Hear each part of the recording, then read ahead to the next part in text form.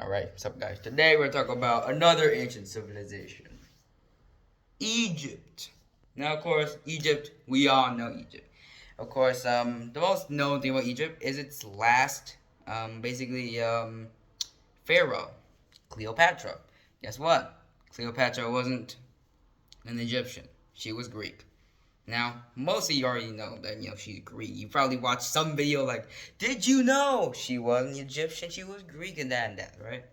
But of course, Egypt isn't just Cleopatra. But fun fact, the iPhone's creation was closer to Cleopatra than Cleopatra herself was closer to the Egyptian pyramids. Yeah, you get the gist here. Now, Egypt, obviously, it started around fertile land. The problem is 90% of Egypt is desert. You can't really plant anything in desert. But they have one very simple solution. The Nile River. Now, most rivers go from north to south. The Nile River actually goes from south to north because Upper Egypt, even though being under, Lower Egypt, was actually higher. So it's called Upper Egypt because, well, it's in a higher altitude than most of Lower Egypt. Lower Egypt is a not very hilly terrain. It's like flat, right? Like you float around super flat in Minecraft.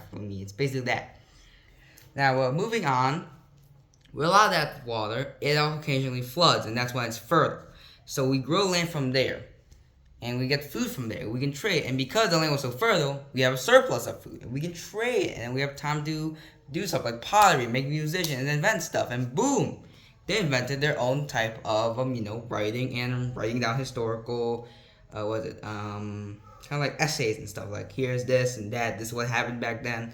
So they use a form of writing called hieroglyphic, basically like shapes, alright?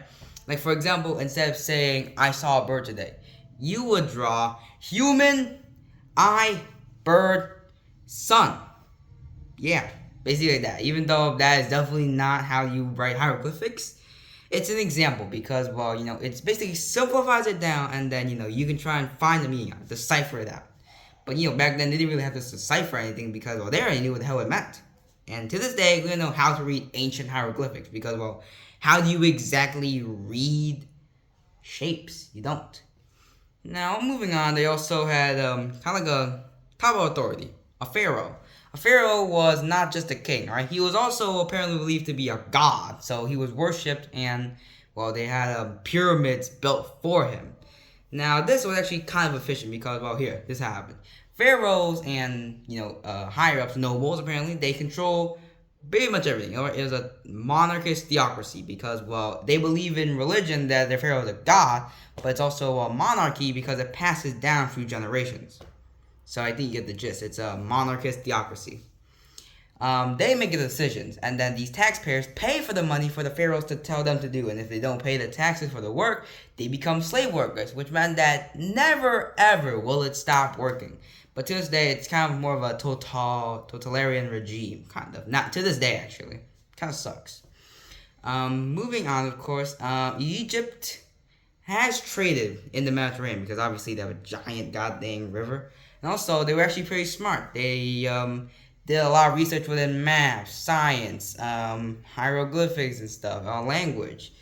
And also the Rosetta Stone. The Rosetta Stone was a big stone that French soldiers found during the Napoleonic Wars about like this big rock, alright? The big rock with 3 different languages. It's just how we decipher the ancient Egyptian hieroglyphics. But, to this day, we can't exactly read it because, well, tell me what does this mean?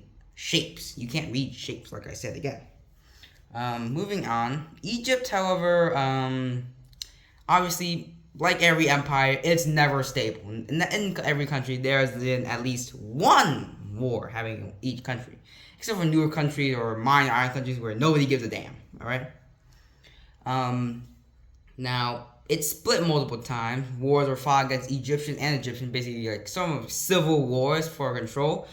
And they were taking control of dominant land. Of course, they were also colonialized. Colonialized basically when Europe came in and like, hey, we want you to be slaves. Yeah. So Egypt was colonialized first by, of course, the British in their British territory.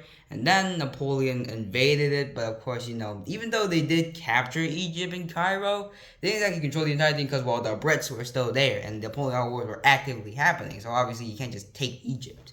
And in the end, well, obviously Egypt became sort of like a,